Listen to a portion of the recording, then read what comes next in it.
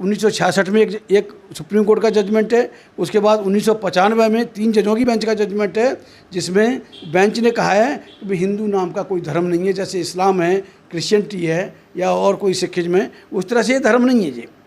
ये एक व्यवस्था है, इसको मान सकते हैं। ये व्यवस्था ऊंच नीच के आधार पर है। संविधान इसको सब्सक्राइब नहीं करता।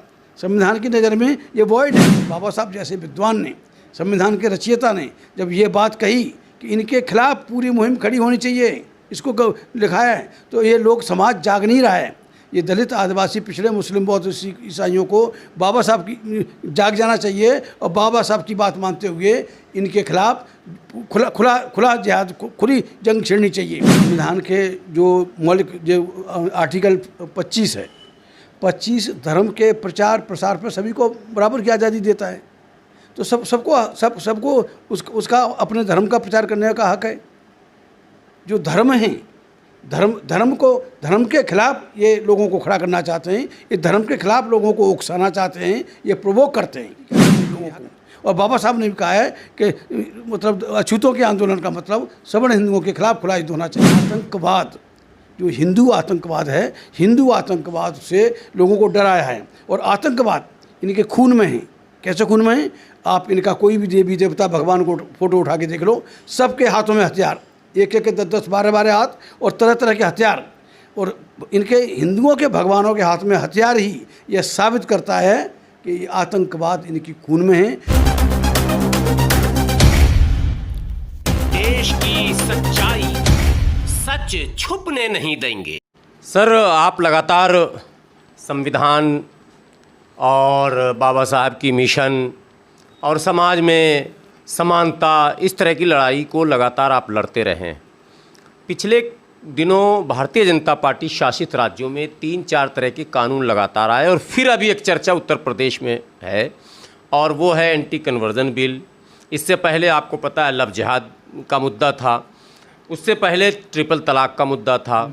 तो लगातार जहां देश में लोग रोज़ी रोज़गार की बात चाहते हैं, शिक्षा और स्वास्थ्य के बात करना चाहते हैं, तो ये सरकार लगातार इस तरह के मुद्दों को छेड़ रही है। क्या आपको लगता है, आप संविधान के भी जानकार हैं, ये सारे बिल जो लगातार आ रहे हैं, क्या ये संवैधानिक बिल हैं? जी भाई, आर्टिकल 13 है कॉन्स्टिट्यूशन ऑफ इंडिया में। आर्टिकल 13 कहता है 1947 से पहले कोई भी कानून हो, कोई भी किताब हो, कोई विचारधारा हो, या कोई धर्म हो, अगर वो भेदभाव करता है, जो संविधान के मूल अधिकार, मौलिक अधिकारों का अगर हनन होता है, तो वो वॉइड माने जाएंगे। मतलब उनका कोई अहमियत नहीं रहेगी संविधान की नज़र में। तो ये जो हिंदू धर्म है इनका, मैं तो इसको अधर्म कहता हूँ।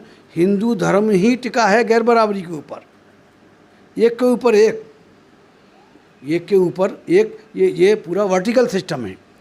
नीचे शूद्र है, उसके ऊपर वैश्य है, उसके ऊपर क्षत्रिय है और सबसे ऊपर ब्राह्मण बैठा हुआ है। एक के ऊपर एक बैठा है। ये जो व्यवस्था, ये व्यवस्था जो इसमें चातुर्वर्ण सिद्धांत है, चातुर्वर्ण, ये कहता है कि ये ब्राह्मण, देखिए कितने बेशर्मी से। आपको लगता है कि वर्ण व्यवस्था यानी संविधान से इसका तालमेल बैठ ही नहीं सकता है? नहीं, देखिए, वर्ण व्यवस्था ऊंच नीच की बात करती है, गैर बराबरी की बात करती है, और संविधान बराबरी की बात करता है।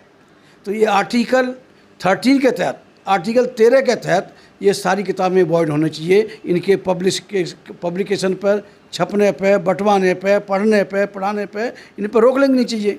संविधान को अगर आर्टिकल 13 का अगर वो करना है, ये मौलिक अधिकारों को अगर बचाना है, संविधान के मौलिक अधिकारों को बचाना है, तो ये हिंदू धर्म को ख़त्म करना पड़ेगा।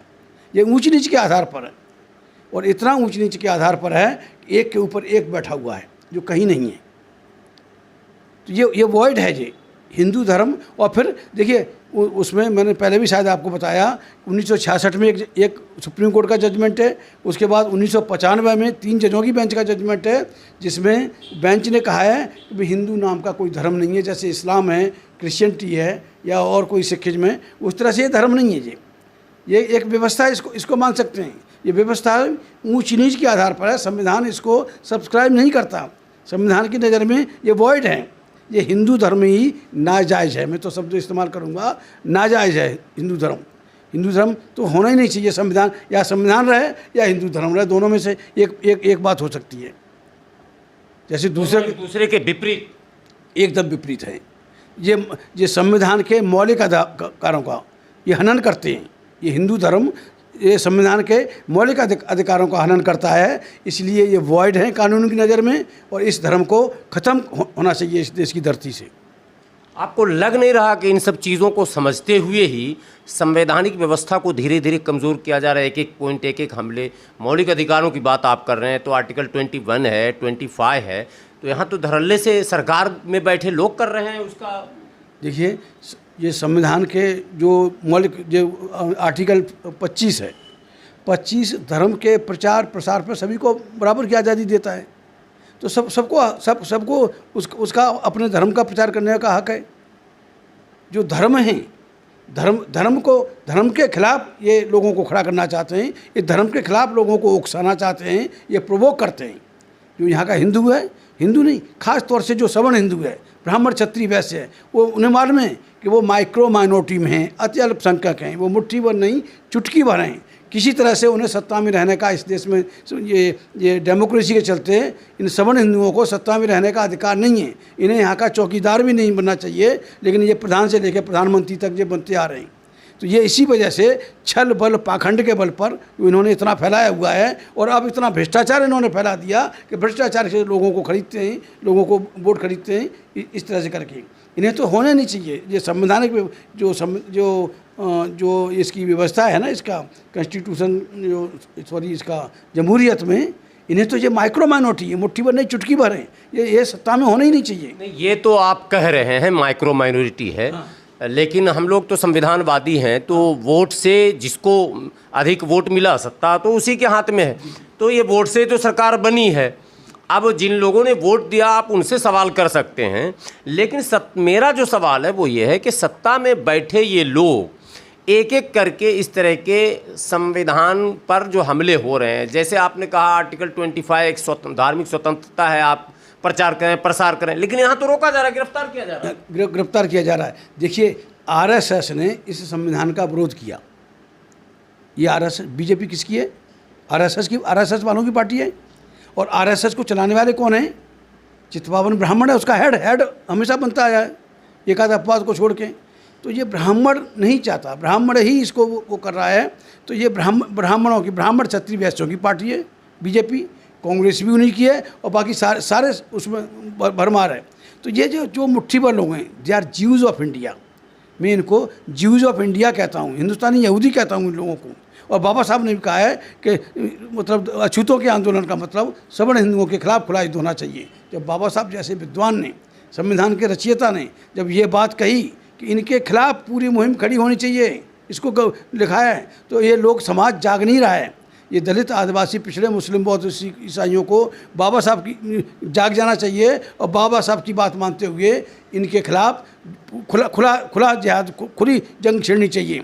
ये मैं नहीं समझता ये देश आज़ाद है। ये चंद मुट्ठी भर लोगों का गुलाम है। देश की आज़ादी की जंग छिड़नी चाहिए। और जिस तरह से ये बदमाशी कर रहे हैं कि अगर किसी मौलाना को गिरफ्तार कर लिया, अरे वो अपने धर्म का प्रचार नहीं करेंगे तो क्या करेंगे? कैसे लोग जानेंगे? हैं? नहीं, आप भी करो, वो भी करें, लेकिन ये क्या मतलब है कि वो नहीं कर सकते? भाई अगर मान लीजिए ये भी मान लो कि मैं व्यापारी हूँ और मुझे अपना प्रोडक्ट बेचना है, तो मैं उसका प्रचार नहीं करूँगा तो कैसे करूँगा? मुझे तुम प्रचार नहीं करोगे, तुम अनर्गल दुष्प्रचार करोगे। मतलब इस्लाम के खिलाफ आप जहर उगलोगे, क्रिश्चियनिटी के खिलाफ जहर उगलोगे, ईसाई मिशनरियों को तुम जिंदा जलाओगे। हैं? ये क्या है? ये आतंकवाद, जो हिंदू आतंकवाद है, हिंदू आतंकवाद से लोगों को डराया है। और आतंकवाद इनके खून में है। कैसे खून में है? आप इनका कोई भी देवी देवता भगवान को फोटो उठा के देख लो, सबके हाथों में हथियार, एक एक 10-10, 12-12 हाथ और तरह तरह के हथियार। और इनके हिंदुओं के भगवानों के हाथ में हथियार ही यह साबित करता है कि आतंकवाद इनकी खून में है। लोगों को डरा के परेशान करके अपनी दादागिरी कायम की हुई है इन्होंने सत्ता के बल पर। जब संविधान आया तो हम तो जो अछूत थे या दलित थे, हम तो किसी गिनती भी नहीं थे। हमें पढ़ने नहीं दिया गया, पिछड़ों को नहीं पढ़ने दिया गया, SC/ST को नहीं पढ़ने दिया गया। ये तो हमारे तो 1947 के बाद दरवाजे खुले और करके रही बात आरक्षण की, आरक्षण का quota not available not suitable कह के इन्होंने आरक्षण का कोटा पूरा नहीं होने दिया। और आरक्षण की भी बात करें, 22.5 और 27 के बाद में 50.5% बनता है, 50.5% बचता है ना। हाँ, तो 50.5% किसके पेट में जा रहा है? मुसलमानों को नौकरी देते नहीं, सिख को नौकरी देते नहीं, ईसाई को नौकरी देते नहीं, बनिया नौकरी करता नहीं, और क्षत्रिय अपनी अकड़ में है। तो सारा जो 50% नौकरियां इन ब्राह्मणों के पेट में जा रही हैं। जो इस यहाँ की व्यवस्था का है, जो ज्यूज़म का जो हेड है, सारी सत्ता पे वो काबिज हो गया।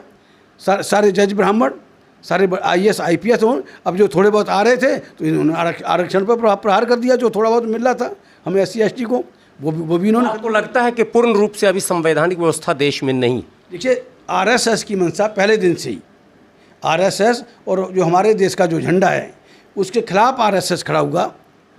संविधान और झंडा दोनों के खिलाफ, दोनों के खिलाफ है। तो ये किसी तरह से करके संविधान को, देखिए 1998 में, 97-98 में बीजेपी की सरकार बनी, इलेक्शन हुआ। हाँ, वो सरकार बनी। जो अभी इलेक्शन था तो मैंने इनका मैनिफेस्टो मंगा के पढ़ा था, बीजेपी का मैनिफेस्टो। उसमें लिखा था, if voted to power we shall comprehensively review the constitution of India. अगर हम सत्ता में आए तो संविधान की सघन समीक्षा करेंगे। तो मुझे तो एकदम चौंक गया कि समीक्षा नहीं करेंगे, संविधान को ख़त्म करेंगे। संविधान को ख़त्म करना चाहते हैं। कहने का मतलब ये था कि संविधान पुराना हो गया है। तब मैंने 80 दिन का मिशन कारवां निकाला और 8 राज्यों में मैं घूमा। संविधान बचाओ, समाज बचाओ, आरक्षण बचाओ, देश बचाओ। और मैंने कहा लोगों से कि भाई संविधान से भी पुरानी किताबें हैं जिन्हें तुम बताते हो, वेद हैं, पुराण हैं, गीता हैं, रामायण है, पहले उनको ख़त्म करो, उनकी समीक्षा करो।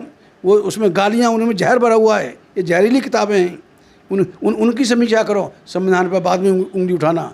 उस समय जब हमने सबसे पहले मूवमेंट खड़ा हुआ तो उस समय राष्ट्रपति KR नारायणन साहब थे, मरहूम KR नारायणन साहब। तो उन्होंने कहा था कि कमी संविधान में नहीं है, कमी संविधान में नहीं है, ये तो संविधान को चलाने वालों की मानसिकता है।